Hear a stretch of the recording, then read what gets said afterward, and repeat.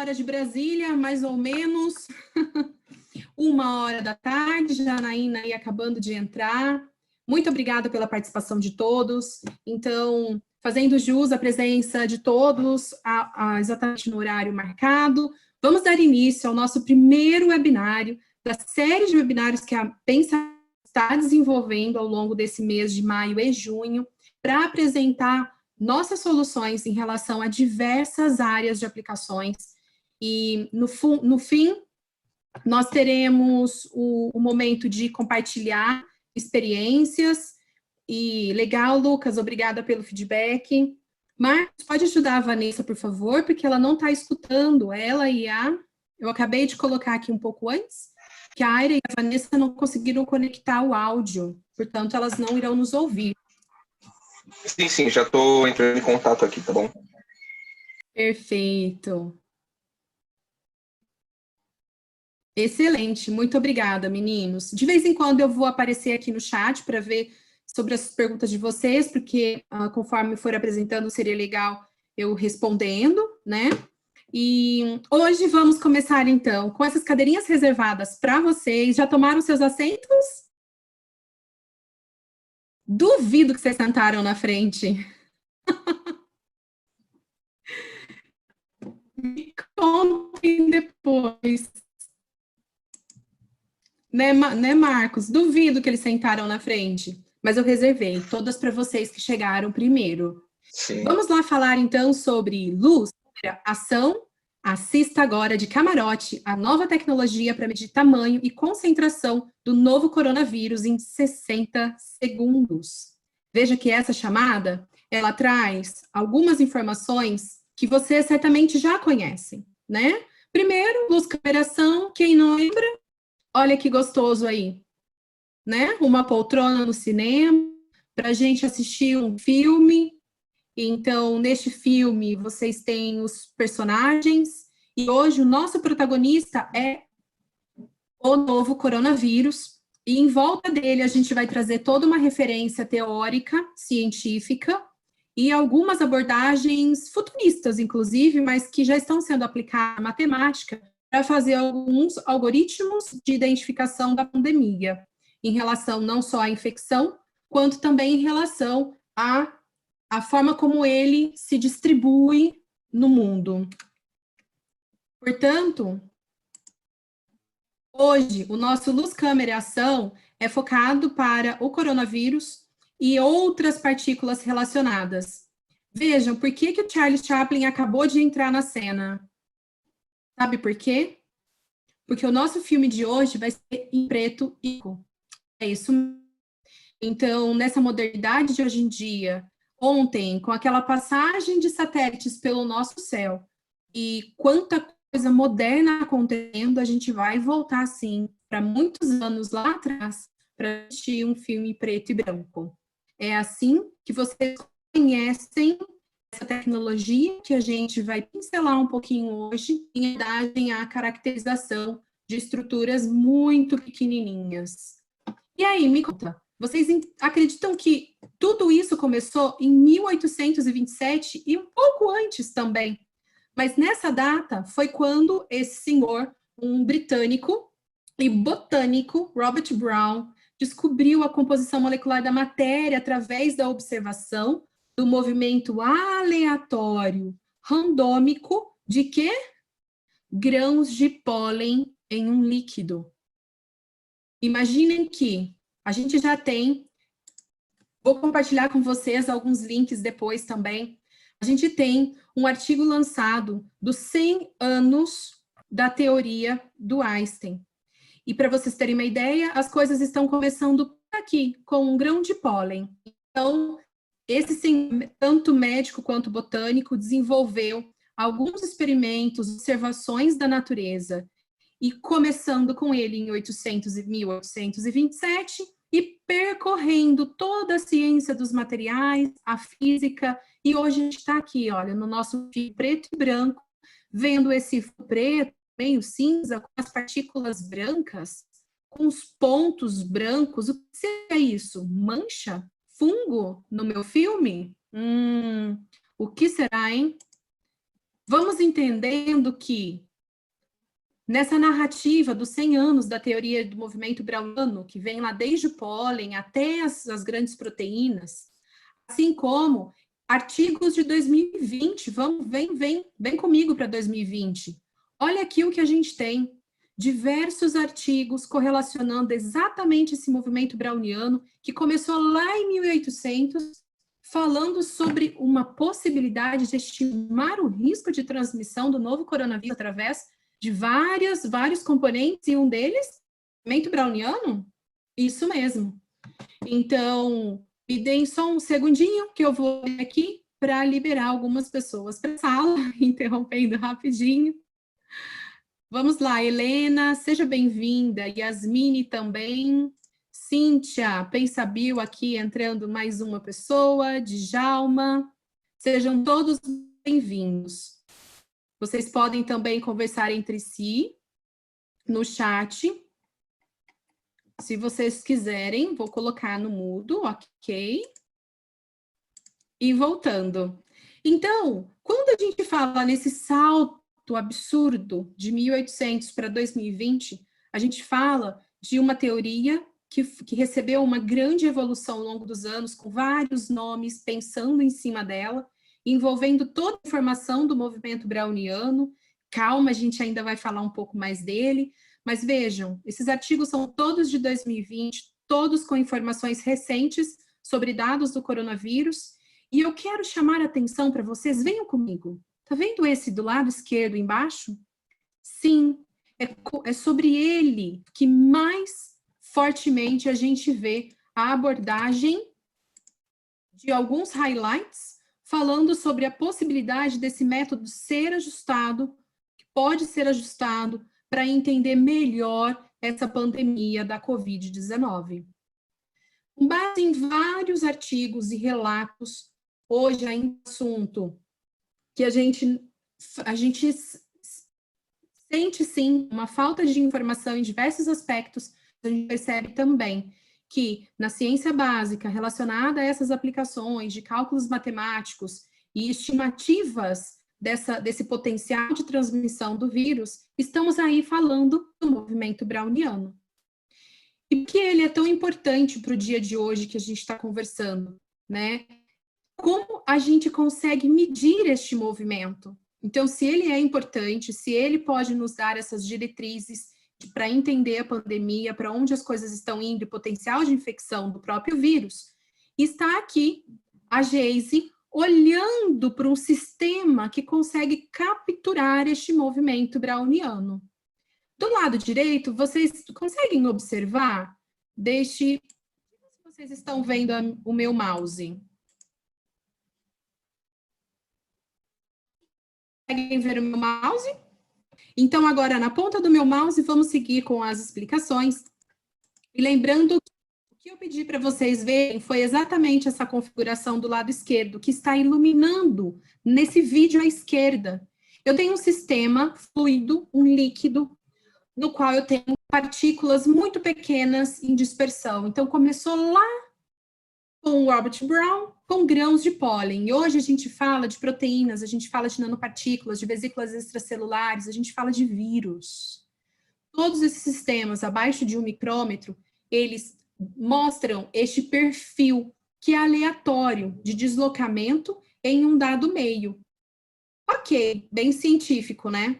Mas vejam que essas partículas têm um deslocamento dentro do seu próprio eixo, e esse deslocamento é conhecido como movimento browniano, e ele desenvolve um perfil de coeficiente de difusão dentro desse sistema. Então, no meu sistema, eu preciso ter uma luz que ilumina, nesse caso é uma luz vermelha, mas eu posso trabalhar com até 4 fontes de luz, depende do meu tipo de sistema, e essa luz vermelha, esse risco que a gente está vendo aqui, é uma fonte de laser com uma potência capaz de fazer essas partículas brilharem e virarem um ponto micrométrico, sendo capaz de ser capturado pelos olhos da Geise, através do software do equipamento. Então, vejam que aqui a gente consegue observar a colisão das moléculas que a gente acabou de ver, no caso em partículas, ela se dá na casa de 1.000 milhões por segundo, ou seja, 10 a 12 colisões por segundo. Agora, nada mais, nada menos do que piscina de bolinhas. Imaginem agora sendo nanobolinhas, que podem ser traduzidas em vírus, nanopartículas, vesículas extracelulares, entre outros agregados de proteínas. E aqui vocês imaginem dando um salto nessa piscina de bolinhas. Pode ter até aquela questão emocional rolando aqui, mas lembre-se, a gente está falando de física. E vejam, dependendo do meio líquido que esteja disperso, estejam dispersas essas nanobolinhas, o seu movimento lá dentro pode ser diferente. Você pode ter mais ou menos facilidade para se deslocar. E lembre-se, conforme você vai nadando nessa piscina de bolinhas, você tem várias partículas em volta de você, elas estão se tocando e tocando em você. Em constante movimento e em atrito, isso faz com que esse sistema seja único. E esse sistema único, com este movimento, é destacado em várias referências da literatura como o coeficiente de difusão de um sistema, e que vai depender da temperatura. Então, imagine você, está super animado, você sai com tudo, e a temperatura, quanto mais alta, mais fluido é o sistema, mais fácil de deslocar de uma forma geral. E a viscosidade desse meio, que também está diretamente relacionada à temperatura, pode ter influência nesse resultado do quanto você consegue se movimentar no meio destas bolinhas, que podem ser tanto nanobolinhas quanto moléculas do próprio meio do diluente da água, por exemplo, simplesmente sendo água. Não precisa ser nada tão diferente para que a gente entenda exatamente isso que está acontecendo. E lembrem-se, aqui, vamos pular na piscina de bolinha e entender o que está acontecendo nela, fisicamente dizendo? Vejam, o D do lado direito nessa equação é o nosso já conhecido coeficiente de fusão. É esse que você já está familiarizado. A temperatura e a viscosidade são parâmetros que estão ali, estão interferindo, afetando, né, nesse movimento que você está provocando. E essas constantes, KB e π, KB especialmente, elas estão ali para reger essa equação conhecida como equação de Stokes-Einstein. E agora, no chat, vamos ver se... Que equação? É isso aí, Sandra. A equação de Stokes, eu acabei não escrevendo. Então, já apareceu. Ah, perfeito. Está com um pequeno delay a equação. Sem problema. E o que a gente entende disso tudo é que para cada sistema que eu analiso, o software do equipamento, ele vai fazer um cálculo do seu diâmetro hidrodinâmico, o seu, no caso, a partícula, baseando-se nesse movimento, no coeficiente de fusão, que está diretamente relacionado, e inversamente proporcional, no caso da viscosidade, e a temperatura diretamente proporcional. Agora, vejam que a gente conseguiu, de uma forma mais direta, entender que o que é medido nessas tecnologias de espalhamento de luz para o cálculo do tamanho é o coeficiente de fusão, que está diretamente relacionado ao movimento browniano, o quanto essas partículas se deslocam. E essas medidas são feitas em sistemas que eu tenho colisões de moléculas que se movimentam, se colidem a 1.000 milhões por segundo, 10 a 12 por segundo. E então, esse diâmetro que a gente está falando, daquele vírus lá no comecinho, que a gente deu câmera, luz, ação, é o diâmetro relacionado à capacidade dessas esferas ou partículas se deslocarem naquele meio. Então, lembrem-se, acabei de falar esfera pela primeira vez, falei bolinha, mas não falei esfera, e aí você vai me perguntar, faz diferença ser uma esfera ou um tubo? Claro que faz, né? É óbvio que antes quarentena e pós-quarentena, eu ser um bastão ou eu ser uma bolinha né? Acho que a maior influência aqui é a quantidade de comida, mas nesse caso, o formato está relacionado a essa capacidade de difusão no meio. Mas lembrem-se, essas técnicas de espalhamento de luz, elas não... Vocês estão vendo na equação algum parâmetro que está relacionado à morfologia? Não. Então, essas técnicas de espalhamento de luz, elas não levam em consideração se é um bastão ou um quadrado, uma partícula cheia de espículas ou o que quer que seja. Porque sempre ela está baseada numa esfera. O cálculo está baseado numa esfera equivalente. Ok? Por que eu digo isso? Porque mais para a gente vai ver um vírus lindo, belo e maravilhoso, todo esférico, para a técnica. Então, olhando do ponto de vista do equipamento, é o sistema perfeito para ele, né? Agora, se a gente pensa em extrapolar essa caracterização para outros sistemas, a gente precisa apertar, botar o pezinho no freio, desacelerar e repensar, ok? É possível e vamos conversar se isso for necessário. E então, quando a gente olha para essas cenas, esse take que vamos tirar hoje, desse filme em preto e branco, é exatamente das partículas em movimento browniano, que é esse movimento que está sendo estudado com mais afinco para fazer essas correlações que a gente começou a falar lá à 1h, as correlações com o potencial de infecção e transmissão do novo coronavírus. Aqui eu listei os 5 pontos que vamos conversar no dia de hoje. E começamos falando, então, sobre essas informações que seriam tão importantes para a área de pesquisas com nanopartículas, além de trazer agora algumas referências para outras áreas de caracterização, como as vesículas extracelulares, jogando um pouquinho tudo isso no mesmo pacote e mostrando que a extravasar para a caracterização na área de virologia é extremamente possível, e já temos várias referências na literatura antes Covid, e vamos falar então sobre como essa técnica consegue gerar estes dados. Animados para isso? Porque na sessão número 5, vocês vão ter que colocar a estrutura de vocês no microfone para fazer as perguntas. Sempre é a gente que pergunta, não é?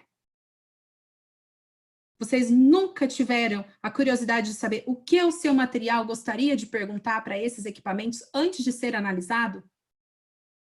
Vai me contando aí. Depois eu vou para o chat para a gente saber. Ok? E então, vamos lá, porque não acabou. Quem chegou agora, a gente está logo no comecinho. A gente falou um pouquinho sobre como a ciência está usando agora. João Pereira está entrando. Vamos lá, uma galera entrou agora, depois que a gente fez a introdução, mas só então fazendo um resuminho. A gente falou sobre como esse movimento browniano, que é a informação da técnica que a gente já conhecia, que tem aproximadamente 10 anos de vida, como essa informação está sendo usada para ser analisado de uma forma mais específica o potencial de infecção e transmissão do novo coronavírus. Agora chegou a hora da gente entender onde a gente pode aplicar esta análise do movimento browniano. Quem me ouviu nos últimos minutos já sabe de cor que é vesículas extracelulares para proteínas, agregados de proteínas, na área de nanopartículas e virologia. Mas também a gente sabe que tem uma aplicação para a parte de materiais não biológicos, que pode também ser estressada para, especialmente, aplicações de nanotecnologia. Falando em vírus e levando em consideração que vários protocolos na ciência mostram a técnica que a gente vai conversar. Pela primeira vez, vocês estão vendo o nome da técnica, Nanoparticle Tracking Analysis, e a gente já vai começar a fazer uma correlação daquele movimento browniano. Vocês já viram a equação de Stokes-Einstein que faz a captura do coeficiente de difusão do movimento browniano das partículas no meio disperso, fazendo o cálculo do diâmetro hidrodinâmico e traz esses segundos que a gente mencionou lá no comecinho. Temos vários protocolos, esse é apenas um deles, que fala sobre o comparativo dessa técnica na caracterização de diversos sistemas, nesse caso em especial, é de vesículas extracelulares. Temos aqui, tínhamos, né, eu quis deixar essa data de 2019, que é muito difícil a gente deixar os relatos anteriores, para mostrar a evolução das publicações. Isso há praticamente um pouco mais de um ano, agora a gente está com quase 11 mil citações da técnica usando esse equipamento no Google Scholar. E lembrando que essa tecnologia do Nanoparticle Tracking Analysis, ou NTA, está descrita tanto em uma STM quanto num guia ISO. E a gente sabe que, para caracterização de tamanho, são várias técnicas. Vamos comparar duas aqui rapidamente, para análise de vesículas, que são partículas biológicas, né, de sistemas nanovesículas também, conhecidas em alguns momentos, para mostrar que citometria de fluxo, por exemplo, é uma técnica que pode ser aplicada. Nessa tabela aqui, no meio do slide, vocês veem um rol de caracterização que deve ser feito para as vesículas extracelulares durante a pesquisa e desenvolvimento. E vocês vejam que o NTA é uma das técnicas. E observando um pouco melhor aqui nessa linha de distribuição de tamanho, da esquerda dos menores, seguindo para os maiores para a direita, até chegar nas células, né? A gente viu que as vesículas têm tamanhos muito pequenininhos, muito menor do que uma célula do sangue, por exemplo. E é nessa faixa de tamanho que entra essa tecnologia com aquelas características que a gente apresentou, do espalhamento de luz, do laser incidindo no sistema, aumentando aquela distribuição do potencial de luz a ponto de ser visível para os olhos da Geise, para os olhos do Roberto, para os olhos da Cris, para os olhos de quem está manipulando, e especialmente para os olhos do software, para fazer o cálculo do diâmetro hidrodinâmico. E aí veja a importância de você conseguir analisar nesses tamanhos tão pequenos, porque se fosse possível, se não fosse possível, essa técnica que, por exemplo, do lado desse gráfico, da distribuição de tamanho de vesículas extracelulares no desenvolvimento de uma terapêutica para eclâmpsia, identificando-a precocemente, observem que essa distribuição de tamanhos menores, que é uma proporção neste gráfico, pela primeira vez apresento para vocês um gráfico extraído do software, que é a distribuição dos tamanhos das populações de partículas, mostrando todas em relação à quantidade que elas existem naquele meio. Então, tamanho em nanômetros no X e no Y, a concentração de partículas por ml, mostra para você o quê? Que eu tenho nesse sistema uma população muito maior em quantidade, na faixa de 55 nanômetros. Mas, na faixa de 300, eu também tenho uma população considerável, mas que não representa a maioria. E se eu olhasse só pela técnica, por exemplo, de citometria de fluxo, eu teria um corte dessas partículas de 55 nanômetros. Eu não as veria e, portanto, eu teria uma impressão muito diferente do meu sistema e levaria essas informações para frente de modo errôneo. E é isso o que técnicas em conjunto e complementares podem oferecer no melhor aproveitamento para as pesquisas. E, de uma forma geral, eu falo sobre tamanho e concentração para NTA, mas vejam esse paper, que foi apresentado numa das grandes reuniões de vesículas extracelulares, e aqui a gente observa, eu vou mostrar rapidamente para vocês vão gostar, tenho certeza, sabe por quê? Porque é o que de básico a gente vê, porque agora já ficou básico, né? Antes era super tecnologia, agora que vocês já conheceram, agora eu já entendi como funciona. Ela utiliza o espalhamento de luz num sistema disperso no meio líquido dessas minhas partículas, que podem ser vírus, podem ser vesículas extracelulares, nanopartículas, e eu consigo, através de um laser incidido nesse meu sistema, visualizar através de uma câmera com um software o movimento browniano delas. E com o meu movimento browniano, eu consigo o quê? O cálculo do tamanho. Mas, quando você olha para esse paper, dá orgulho de ver o que vocês fazem. Porque, observem que nesse paper não se falou sobre tamanho, concentração, falou-se sobre cinética de liberação das vesículas extracelulares. Prevejo estudos futuros relacionando isso com os vírus, como que eles podem influenciar na liberação dessas vesículas extracelulares e levar informação para o nosso organismo, para outros órgãos, outras partes do corpo, para que vocês percebem que o quanto isso afeta, quantos problemas, quantos órgãos são afetados nessa infecção. E aí, onde que está? A mensagem, ela sai de algum lugar para que isso aconteça. Então, não somente a transmissão do vírus, a forma como ele se desloca e ele pode estar infectando várias regiões do corpo ou dos órgãos do nosso corpo, mas também relacionado às vesículas extracelulares, que esse vírus pode fazer o nosso corpo liberar. Finalizando, então, esse slide, mostrando esse resultado lindo de 2013, a gente observa que numa célula que não foi tratada, no macrófago não tratado, as vesículas liberadas eram liberadas numa taxa de 0,95 durante 24 horas consecutivas. Após o início do tratamento, percebeu-se o quê? Que a taxa aumentou 1,8 vezes e as vesículas só foram liberadas durante 6 horas. O que isso significa? Que eu não olhei dado de tamanho, não olhei dado de concentração, mas com os resultados da tecnologia, do equipamento, eu consegui entender que a liberação não era igual antes, né, no estudo controle e após o início do tratamento. E vejam, tem muito mais informação nesse paper ainda que a gente não explorou aqui.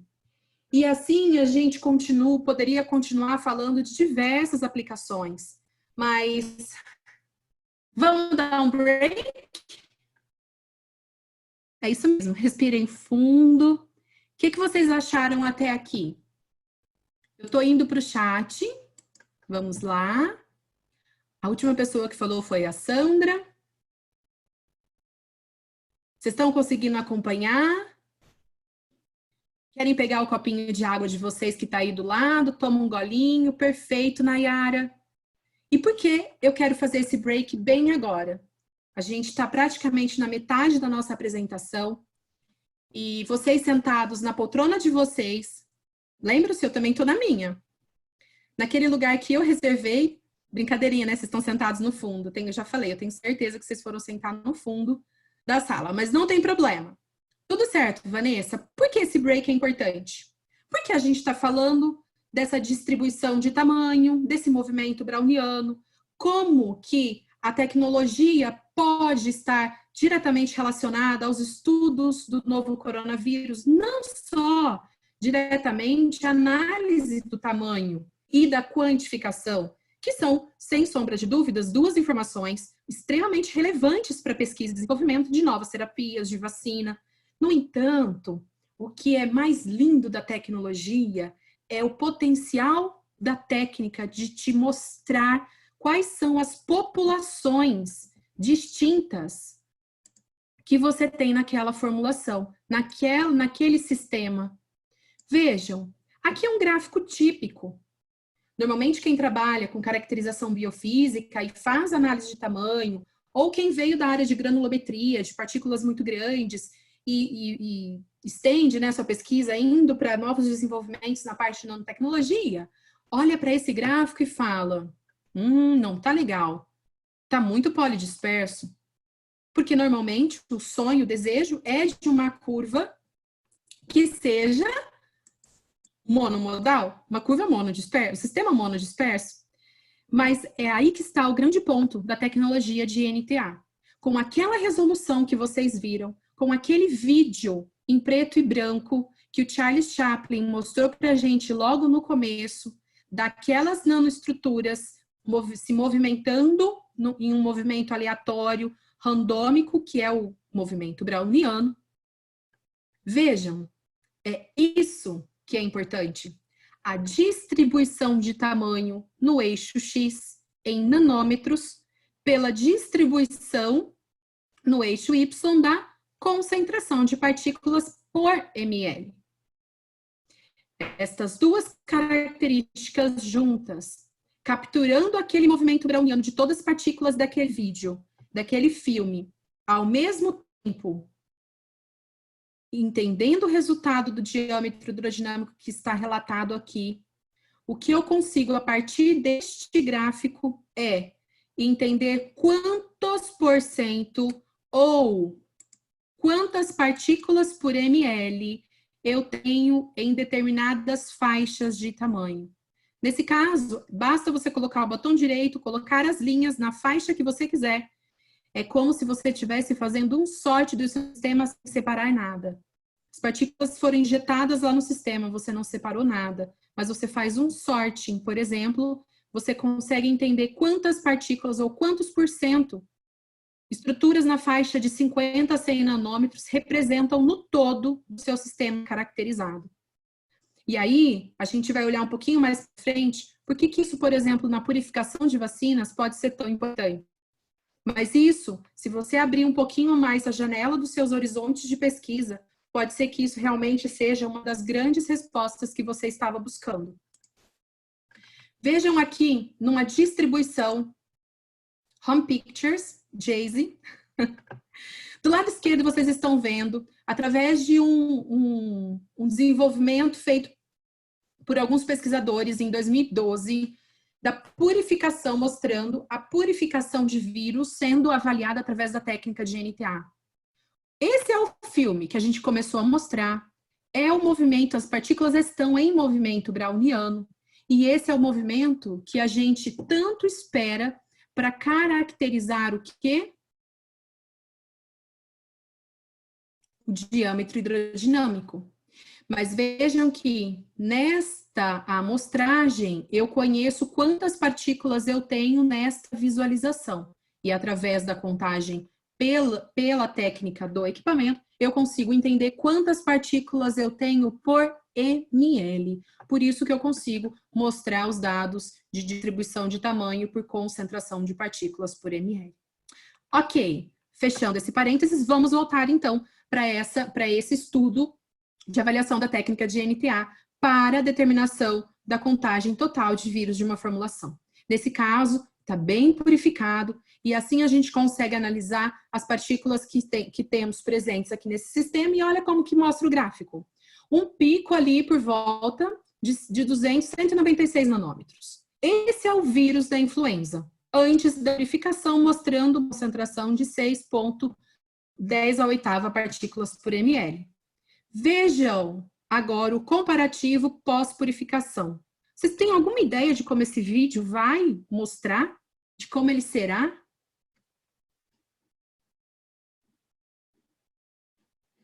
Depois eu vejo as respostas de vocês. A pergunta é, vocês acham que a gente vai continuar tendo esse view e vai mudar o gráfico, alguma coisa, ou o view muda também? Ou seja, o processo de purificação, ele serve para quê? Para eliminar tudo que não é o vírus. Então, os debris celulares, uau, cadê?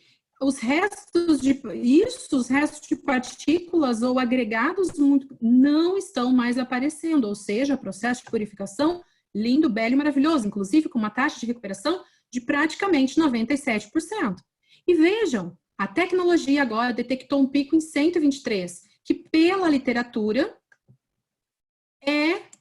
vejam, pela literatura está dentro agora, entre 80 e 120 em média, a distribuição de tamanho do vírus da influenza. Voltando um pouquinho, vejam que aqui, depois da purificação, além de ver uma redução das partículas, por quê? Porque eu eliminei essa porcentagem que estava aqui que não era vírus, e agora a gente tem, então, uma observação de quantidade menor de partículas, é claro, mas que agora elas são, na sua maior porcentagem, o próprio vírus da influenza. Então, mais uma vez, esse relato no Jornal de Virologia, na revista de Virologia, mostra para a gente o quanto que a caracterização de partículas que estão em nanoescala, independente de serem vesículas extracelulares, nanopartículas, vírus, agregados de proteínas, são importantes e podem ser entendidos através do movimento browniano. Vejam essa lista aqui de vírus que já foram caracterizados através da técnica de NTA. Hoje a gente sabe que já se passou uma problemática a respeito do Zika vírus, entre outros, da época, mas eles também são possíveis de serem caracterizados entre 70 e 100 nanômetros através da técnica de NTA. E hoje a gente está contando aí com um novo desafio, que é o novo coronavírus, e ele também está numa faixa de 60 a 140 nanômetros, o que estaria extremamente compatível com a distribuição, a faixa de caracterização da tecnologia, que vai de 30 nanômetros até 2.000 nanômetros. Então, vamos resumir em 3 passos, como a gente prometeu lá no comecinho, como isso acontece? Vamos lá? Primeiro, o laser ilumina as partículas que se tornam um ponto de luz micrométrico. E aí, esse ponto de luz é gravado através de uma câmera. Ele é o nosso famoso, hoje, movimento browniano dessas partículas em suspensão. Logo mais, o que acontece num segundo momento é que o software processa esse vídeo. Então, cada partícula capturada é identificada no seu centro e, a partir daí, o software rastreia, faz um track. Aham, isso mesmo.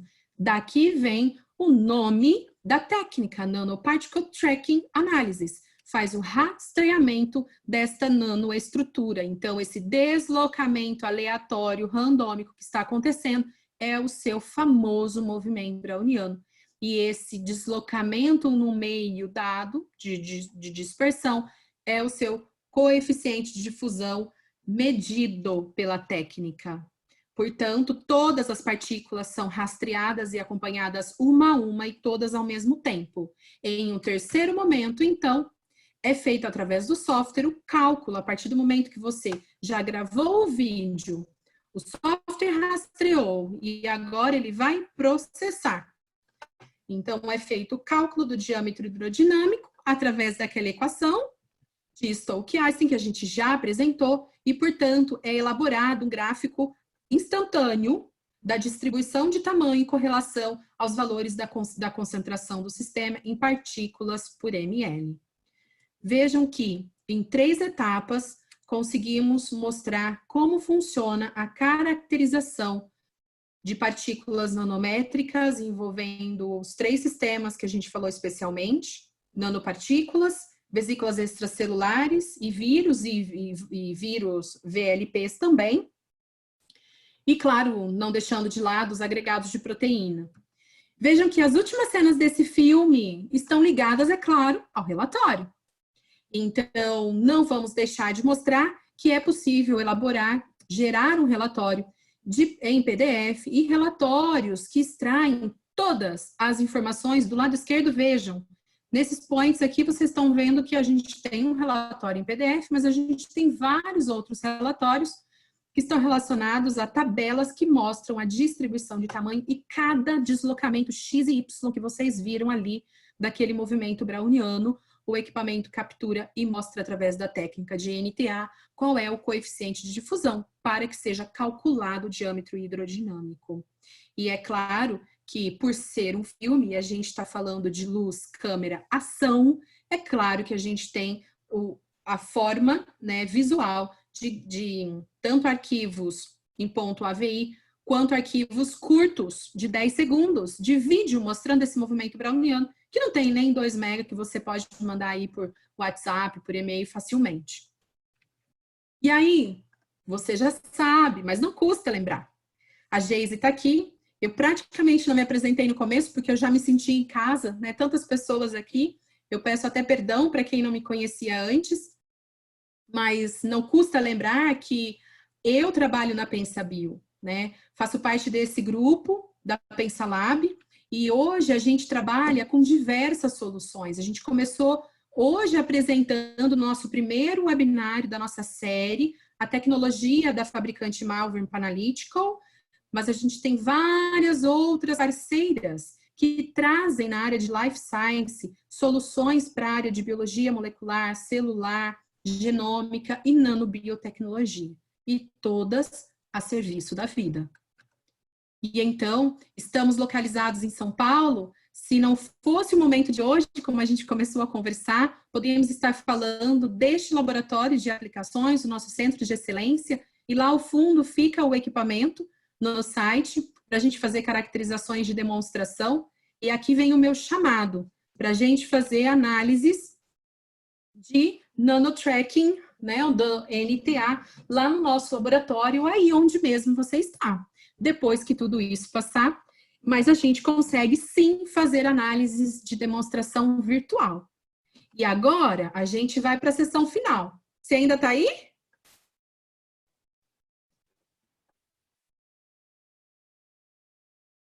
Oh, cadê vocês? Opa! Maravilha, gente. Vocês estão por aqui. Eu estou muito feliz, sabe por quê? Chegou a hora de colocar no seu, do lado, do seu ladinho, as suas nanoestruturas, seu vírus, a sua vesícula extracelular. E agora vem a sessão de perguntas. Deixe a sua partícula falar.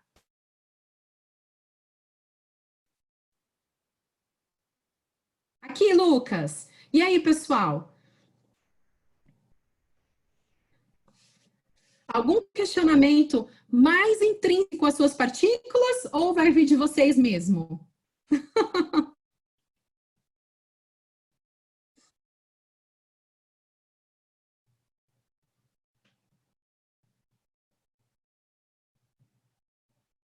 Nossa, gente, calma, um por vez, senão a gente não consegue terminar hoje.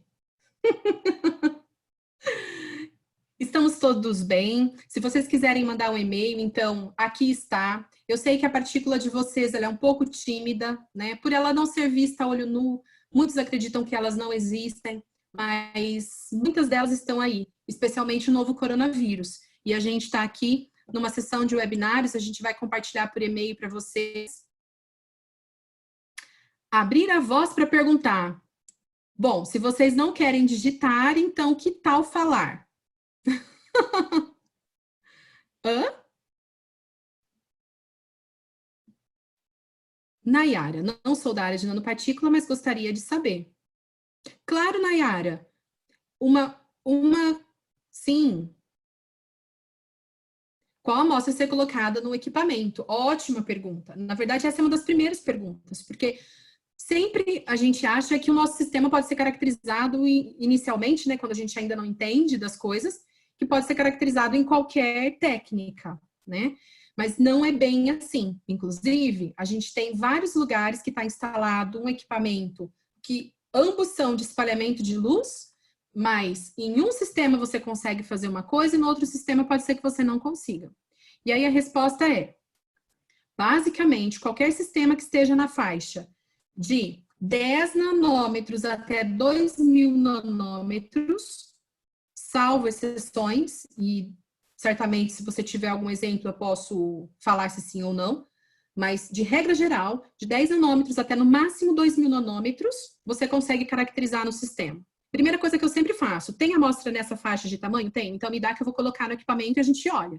Depois a gente vai perceber que eu preciso, assim como em todos os vídeos que vocês viram, dos filminhos, o preto e branco é transformado de um sistema que tem que estar bem disperso. Se está muito concentrado, a gente dilui, a gente vai brincando com o sistema até encontrar a melhor amostragem para que o equipamento caracterize. Muito obrigada, Nayara, pela pergunta. Alguém gostaria de fazer uma perguntinha no áudio?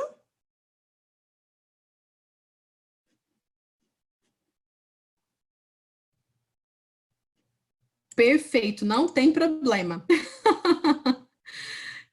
Que ótimo, Nayara. Então, está aqui o meu e-mail. Eu quero fazer uma chamada para demonstrações virtuais. Se você tem interesse, gostaria de conhecer um pouco melhor essa técnica e como a gente pode apoiar em fazer esse transporte dessas pesquisas que já existem para a área de coronavírus, estamos à disposição, temos um equipamento no laboratório. Gustavo e eu trabalhamos diretamente com a técnica de NTA e a gente vai ter um imenso prazer de receber você, fazermos uma live como essa, especial para você e para o seu laboratório, para o seu grupo. Tá joia? Então, muito obrigada, luz, câmera, ação. Terminamos aqui hoje o nosso primeiro webinário da série de webinários da PensaBio e gostaríamos de convidar todos vocês para as próximas edições. Valeu, pessoal! Um grande abraço! Até a próxima!